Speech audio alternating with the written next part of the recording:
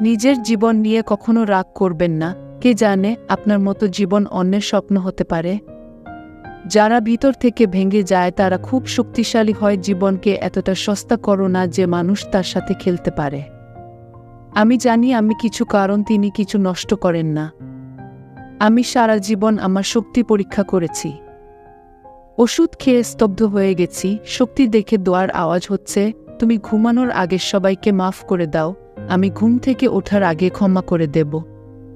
যারা আপনাকে মূল্য দেয় না তাদের সাথে থাকার চেয়ে একা থাকা ভালো।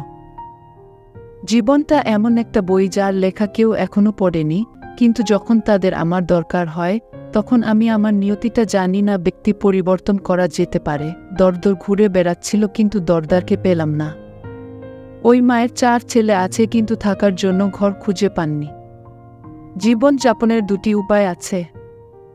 একটি হলো যা পাওয়া যায় তা উপভোগ করা, এবং অন্যটি যা পাওয়ার আগে তার মূল্য থাকে না। সম্পর্কের ক্ষেত্রে কার দোষ?